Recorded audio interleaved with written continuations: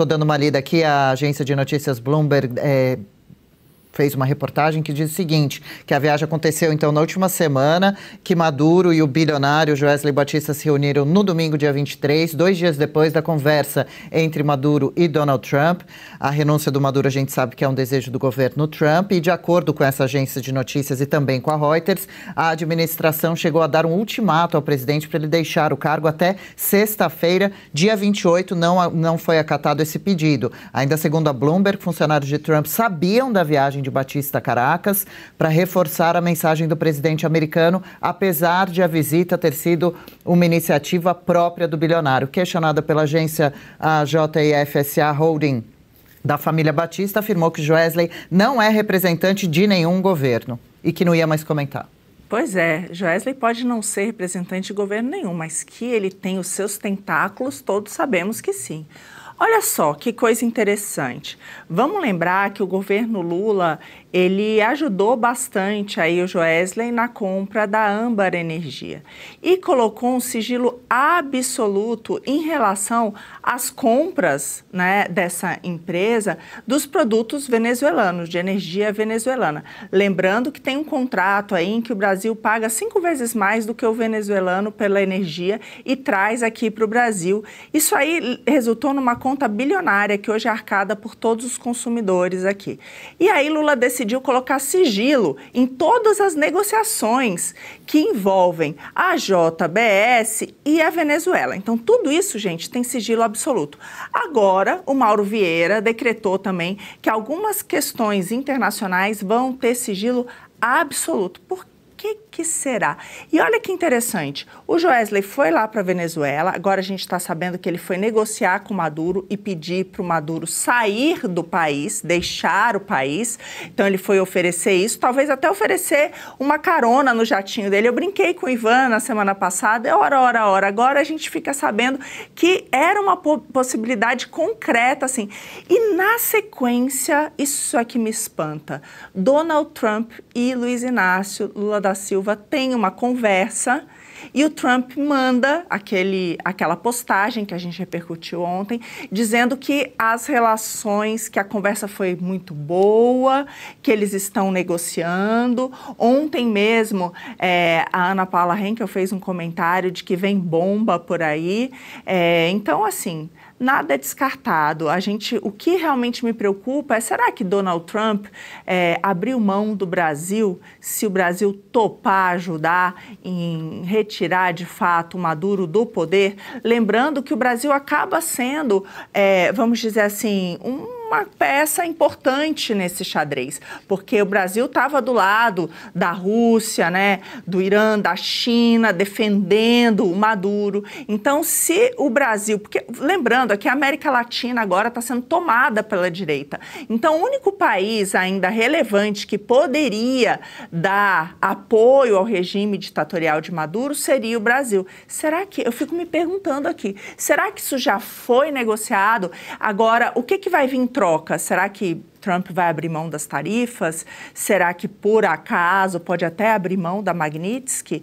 A grande verdade é que a gente teve uma grande janela de oportunidade no Brasil. A gente teve a faca e o queijo na mão quando Trump apontou todas as violações de direitos humanos aqui do nosso país. A gente teve a faca e o queijo para agir, para ir para a rua, para pressionar o Congresso teve a faca e o queijo para aprovar uma anistia, para colocar limites no Supremo, para fazer o impeachment, sim, de um ministro do Supremo. Lembrando, tinha maioria até do Senado, né, para acatar essa proposta. E a gente não fez nada. Essa que é a realidade. Então, isso mostra, mais uma vez, que quem tem que cuidar dos nossos problemas, eles são gravíssimos. Vídeo que Gilmar Mendes fez ontem, né? O STF passou de todos os limites. A gente decidiu não fazer nada. Então, a verdade é que o exterior, Donald Trump, deu uma chance. A gente resolveu não aproveitar. Pelo visto agora, talvez ele solte as nossas mãos. Isso é bastante triste, né? Menos um aliado importante que a gente teve até agora. Quem será que manda de verdade nesse Brasil, hein? Doutor André Marcília, tem um pessoal imaginando uma conversa meio assim, Lula dizendo para Trump, olha, eu sou amigo do Maduro, eu convenço ele a se entregar, vou mandar um braço direito meu lá, e aí você revê as sanções e principalmente aqui as Magnitsky, né? As sanções a ministros, não só as tarifas, mas isso é só uma reflexão. É incrível o poder, né, desses irmãos Batista. Eu me lembro que tinha antigamente na época do Jô Soares, os mais novos aí acho que nem sabem quem é Jô Soares, né? Outro dia eu me ouvi uma enteada, 14 anos, ela não sabe quem é Jô Soares. Tenho que explicar tudo de novo para a molecada. Mas tinha um personagem que falava, cala a boca, Batista, quando ele ia falar alguma coisa que não podia, né? Cala a boca, Batista, eu acho que ainda cabe.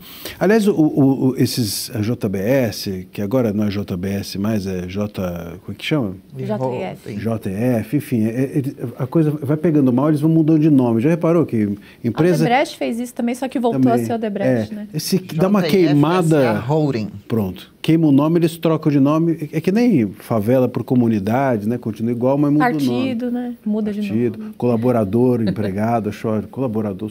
E assim vai mudando e apagando rastros. Isso, e vai mudando, tudo fica igual.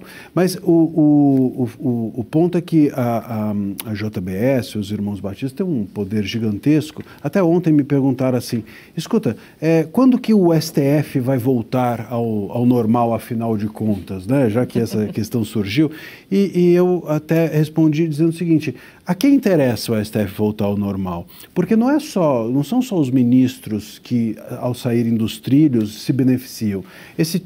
Pessoas como o Vorcaro, o Banco Master, os irmãos Batistas, a JBS, né? Elas também se favorecem desse STF torto, desse governo desgovernado. Tudo isso mantém uma espécie de mercado que circula em torno de um poder corrompido. Então, esse é um ponto. Eu acho até que a JBS devia ter talvez um ministério dentro do governo Lula, né?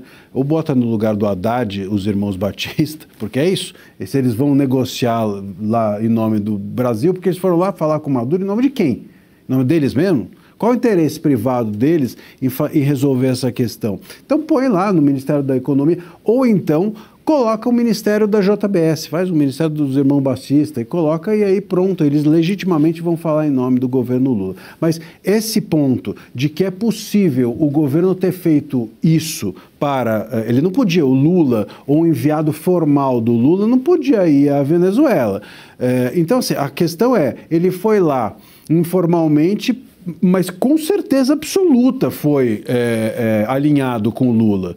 Não faria isso, porque ele sabe que se isso fosse descoberto, pegaria muito mal para o Lula. Então ele deve ter feito um alinhamento. A questão se ele foi lá para favorecer o Maduro ou ele foi lá para tentar fazer um jogo duplo, que é convencer o Maduro de renunciar e depois contar para os Estados Unidos, olha, eu fiz o trabalho de vocês, né? Então pode também ter sido isso. Seja o que for, foi um desastre, e é um desastre como tudo que tenta o governo Lula e a sua diplomacia. E aí na tela, a nossa diretora Carla separou para a gente uma amostra das empresas todas da família Batista, da antiga JBS, agora JF, então aí são diversas, inclusive algumas bastante conhecidas, como a PicPay. Paula, estou quase soltando uma enquete aqui, você acha que Joesley foi para a Venezuela a pedido de Lula, a pedido de Donald Trump, ou, como disse a empresa através da sua assessoria, de forma independente, por motivações próprias?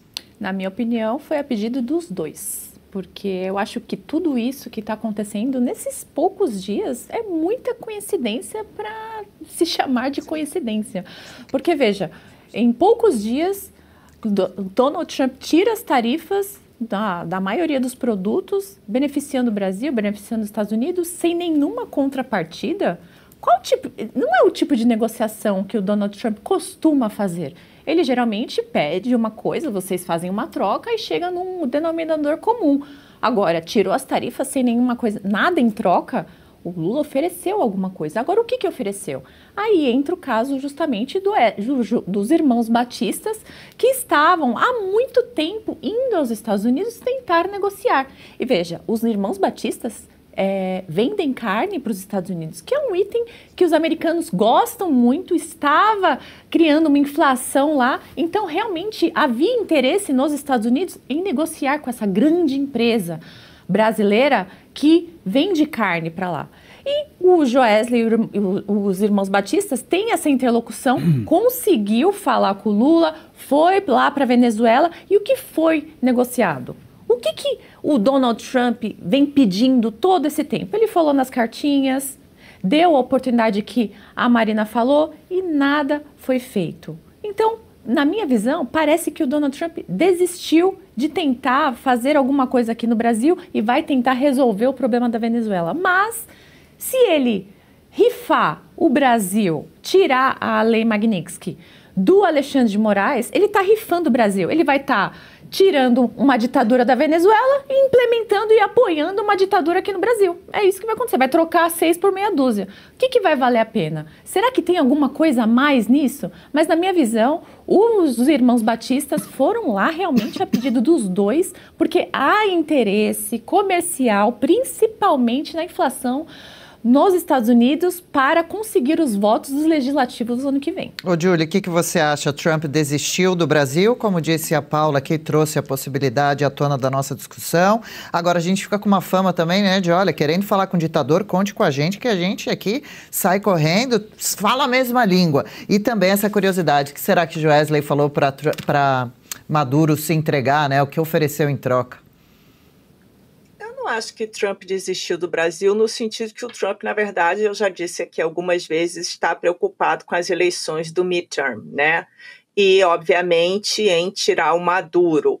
Ele tem outras preocupações. A Magnitsky continua. Você vê que quando o Bolsonaro foi preso, a embaixada americana soltou uma nota acabando com Alexandre de Moraes, e o embaixador nos Estados Unidos faz coisas que estão alinhadas com a presidência, né? Ele é o representante dos Estados Unidos no Brasil.